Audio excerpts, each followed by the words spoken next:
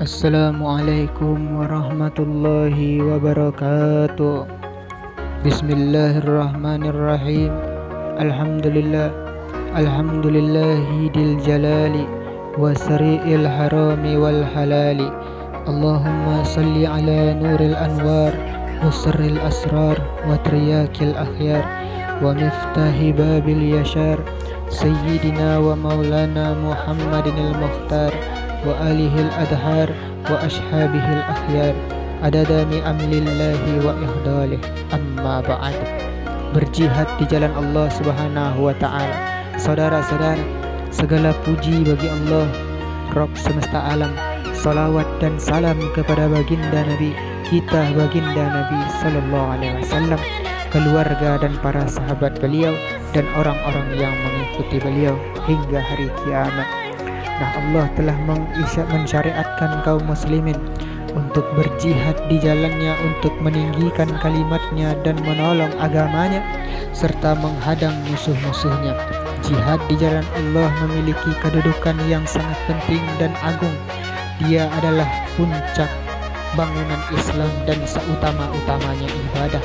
Bahkan sebagian ulama memasukkannya sebagai rukun yang keenam di dalam Islam. Nah, dalil disyariatkannya jihad.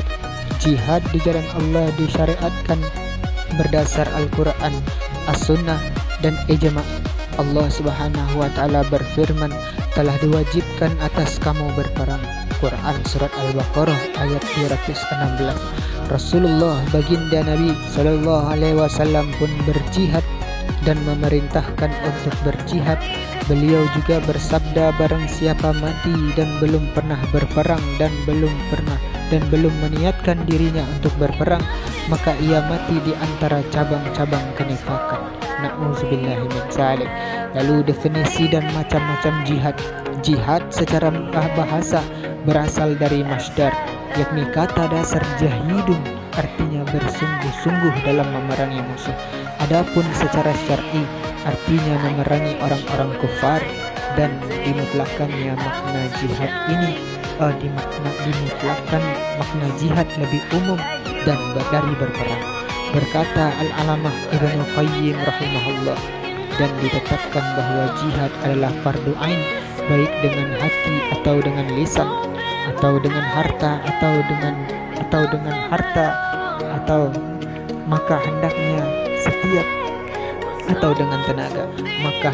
setiap muslim berjihad dengan salah satu jenis di antara jenis-jenis jihad ini. Nah, dimutlakkan juga makna jihad yaitu memerangi diri sendiri, yakni jihadun nafs, yakni jihadus syaitan, jihadul kuffar, dan jihadul fusaq, yakni orang-orang fasik. Adapun jihadun nafs yaitu dengan belajar agama, mengamalkannya serta mengajarkannya. Jihadus syaitan dengan menolak apa yang datang darinya berupa syubhat dan syahwat. Jihadul kufar dengan tangan, harta, lisan, dan hati. Sedang jihadul fusaq yaitu dengan tangan jika tidak bisa, lalu dengan tangan, lalu dengan hati, lalu yaitu sesuai dengan derajat kemampuan dan dalam mengingkari kemungkaran mereka. Lalu hukum jihad adalah fardu kifayah. Jika telah ada orang yang cukup untuk melakukannya, maka telah gugur kewajiban yang lainnya, dan hukum bagi yang lainnya adalah sunnah, dan itu adalah seutama-utamanya amalan sunnah, dan keutamaannya sangat besar. Dalil-dalil yang memerintahkan, menganjurkan, serta mendorong untuk berjihad sangat banyak. Di antaranya firman Allah subhanahu wa ta'ala, sesungguhnya Allah telah membeli dari orang-orang mukmin, dari orang-orang beriman, diri dan harta mereka dengan memberikan surga untuk mereka berperang di jalan Allah.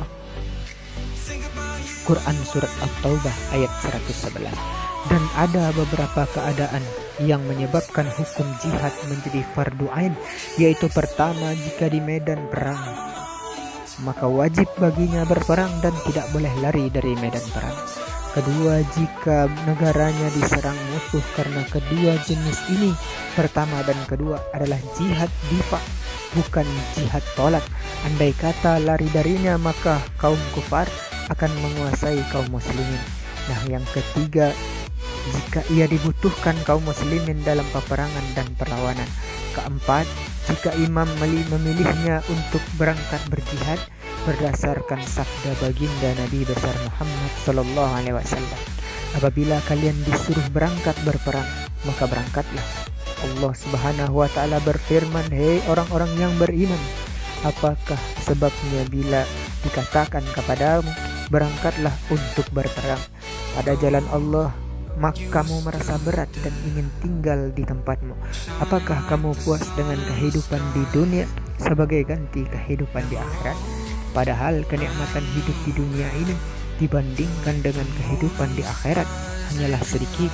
Quran Surat At-Taubah ayat 38.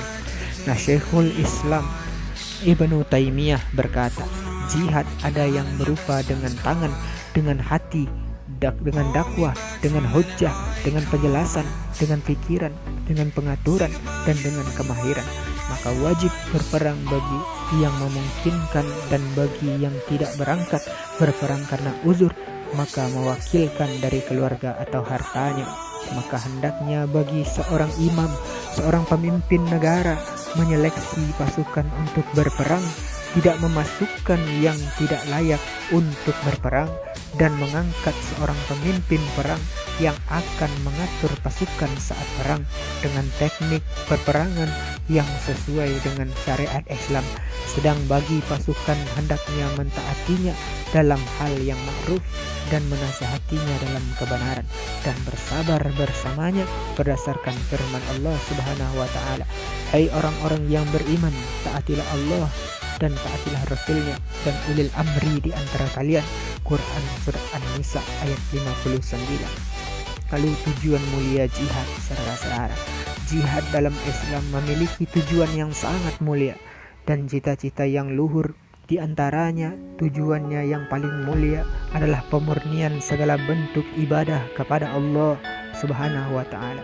Allah Subhanahu wa taala berfirman, "Dan perangilah mereka supaya jangan ada fitnah dan supaya agama itu semata-mata untuk Allah." Quran Surat Al-Anfal ayat 39. Nah, di antara tujuan lainnya jihad disyariatkan adalah untuk menghilangkan kezaliman dan mengembalikan hak pada para pemiliknya, serta disyariatkan jihad untuk membuat hina kaum kufar dan membuat kaum muslimin kuat atas mereka dan membuat lemah kedudukan mereka.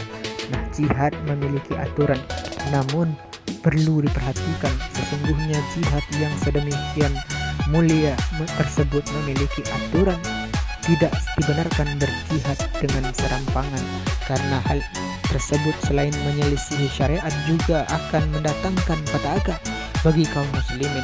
Hukum-hukum tentang jihad telah dibahas oleh para ulama secara panjang lebar dalam kitab-kitab mereka. Sesungguhnya perang dilakukan setelah disampaikan dakwah sebagaimana yang dilakukan oleh baginda Nabi sallallahu alaihi wasallam, menyeru kaum untuk masuk Islam sebelum memerangi mereka.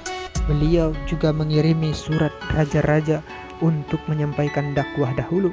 Baginda Nabi sallallahu alaihi wasallam juga mewasiati pasukan Islam untuk mendakwahi manusia kepada Islam sebelum memerangi mereka.